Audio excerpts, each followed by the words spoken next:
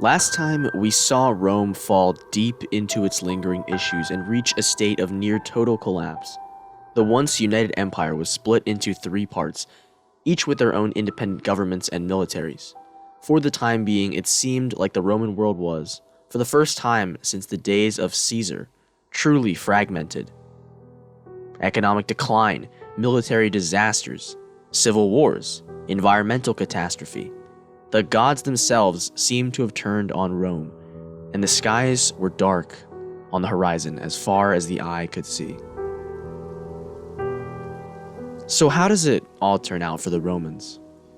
Well, no spoilers, but there is a good reason we call this time period the crisis of the 3rd century, and not the fall of Rome.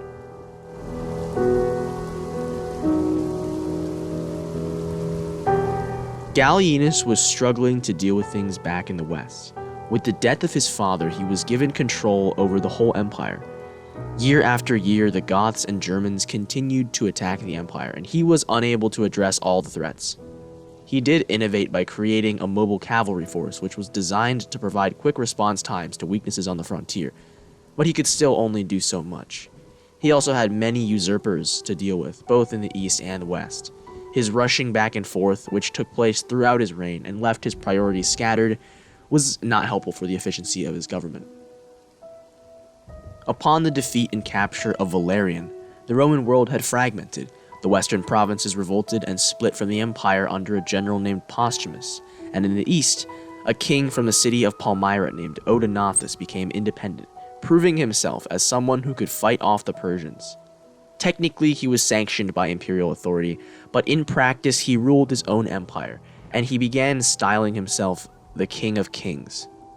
These two separate empires, the Gallic Empire and Palmyrene Empire, were still Roman empires, but they existed as completely independent states. The ironic thing was that both of these independent Roman states were far more successful in combating their various enemies than the central Roman government had been. Posthumus humbled the German tribes multiple times and even began forcing them to pay him tribute. He secured the Rhine River frontier and made it safer than it had been for decades. Meanwhile, Odenathus did the same to the Persians, paying back some of their invasions of Syria with his own journeys into Persian territory. The rising power of the Sassanids found their equal in this king and his new empire. The success of these regional empires in dealing with their regional threats was not an anomaly. It indicated a shift in the Roman world, away from central power. Perhaps the whole thing really was too big for one man or even one government to handle, and the ineffectiveness of Gallienus was made even more apparent by the great successes of Posthumus and Odenathus. It seemed that for the Roman world to best survive and prosper, it had to be ruled by multiple men. One emperor was no longer enough.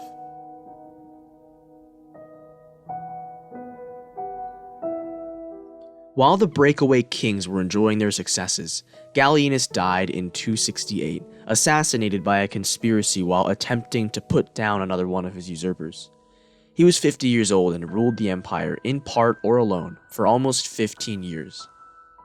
He was replaced by the army's choice, Claudius Gothicus, who had a lot more success during his reign. He brought his armies together and defeated the Goths in a major battle. He then fended off a massive invasion of the Alemanni Germans before moving to Hispania and reconquering the region from Posthumus's Gallic Empire.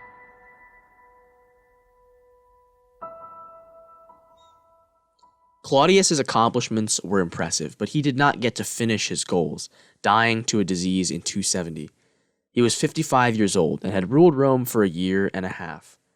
Replacing him was a relatively unknown military officer named Aurelian. Aurelian immediately embarked upon what was perhaps the greatest 4-year period in Roman imperial history.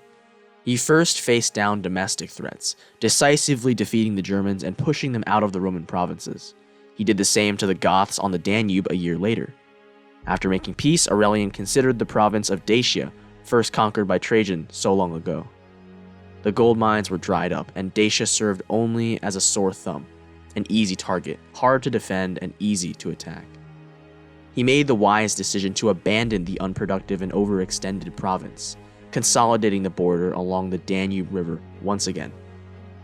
Aurelian also dealt with several minor usurpers, securing his authority in Italy and the rest of the provinces, allowing him to pursue his ultimate goal.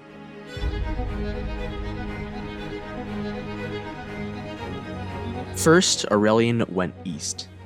In 272, he marched against the Queen Zenobia of Palmyra. Odenathus had died a few years prior, and his wife Zenobia had taken over as the queen of the Palmyrene Empire. She had a formidable military at her disposal, one that had successfully fended off the Persian Empire for years. It had both the traditional Roman heavy infantry and intimidating heavy horsemen, called cataphracts, that were trademarks of large-scale warfare in the ancient Middle East. Zenobia was also no fool. She had experience in military affairs and had expanded Palmyra's lands into Roman provinces while Aurelian was busy. She was also a competent administrator and a wise ruler, fostering culture and learning within her court, and governing with a light but firm hand. Aurelian had his work cut out for him, but he was a brilliant military commander of his own right, and managed to sway many of Palmyra's loyal cities by promising peace and offering gifts. When the two armies did come to a battle, Aurelian had his lighter cavalry lead the heavy cataphracts on a wild goose chase, tiring them out and waiting for the right moment to turn around and deal a decisive defeat. Aurelian defeated Zenobia in several battles and eventually forced the surrender of the city of Palmyra. Under the peace deal, Palmyra's nobles were all spared and allowed to stay in power, but the eastern provinces came back under Roman control. Aurelian took the spoils of war back home to Rome. Many of the riches of the East, along with Zenobia herself and her children, were paraded through the streets in his grand triumph. Rome cheered for its new emperor.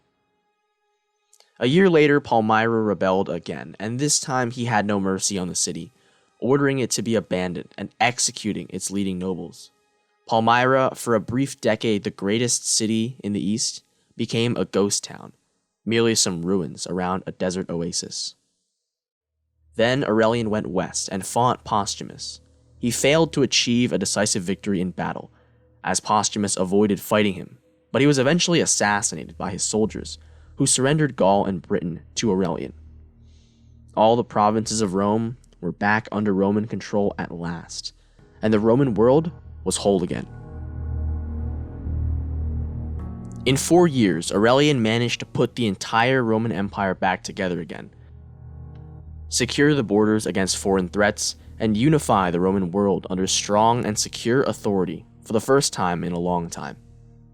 For this, the Senate awarded him his greatest honor, Restitutor Orbis, which means restorer of the world.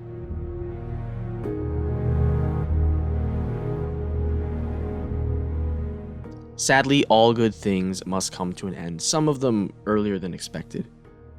Thus ended Aurelian's life. While starting yet another campaign, this one against Persia, he was assassinated by a subordinate who feared his strict punishments. He was 61 years old and had ruled Rome for 5 years. Interestingly, the army decided not to appoint a successor, as they had done every other time, and instead deferred the choice to the Senate. The senators took a while to make their choice, and in the interim period, Aurelian's wife and widow, Ulpia Severina, took power and ruled in her own right, making her Rome's only empress. Eventually, after several months of delay, the Senate appointed one of their own, a senator named Tacitus, to the throne. Tacitus gave the Senate its last taste of real power, restoring some of its responsibilities and powers again. After Tacitus, the Senate would never again be an independent political force. One might say that when Tacitus died a year after he took the throne, the Republic finally died with him.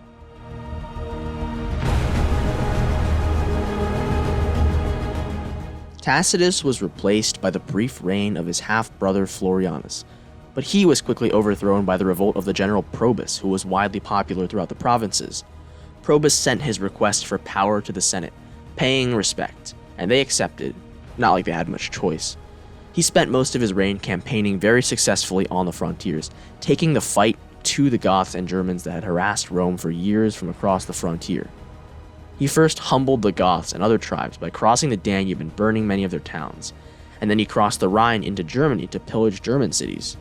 As the price for his victories, he demanded harsh peace settlements that included tribute and manpower payments. Probus's reign, while relatively short, was marked by decisive ventures that would impact Rome's future. He reconstructed sections of Hadrian's Limes Germanicus, the massive section of fortifications on the Rhine and Danube rivers, which helped bolster the border defenses for decades. He was also the first emperor to use such large numbers of foreign auxiliary soldiers from outside Roman borders, as well as the first to settle those foreign auxiliaries permanently on Roman territory with the aim of repopulation and assimilation. Rome's armies would only become more dependent on foreign fighters, and its political systems would increasingly struggle to integrate growing numbers of resettled barbarians.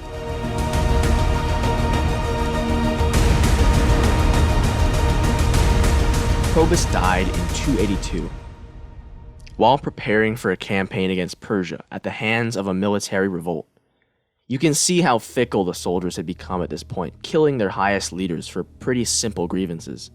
This was not a recipe for stability, and it had to change.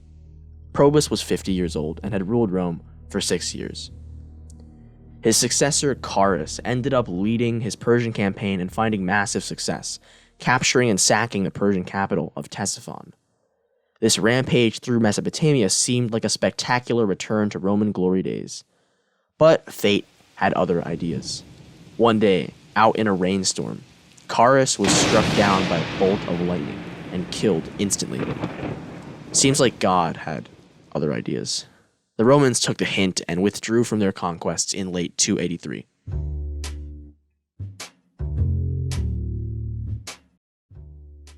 Taking Carus's place were his sons Carinus and Numerian. Carinus was in Rome, and he took on the imperial office while he waited for his brother to arrive home. However, Numerian was killed by a revolt while in Thrace. There was a new usurper who had taken over the army from Persia. Carinus marched out to face him in early 285, but his army defected and he was killed.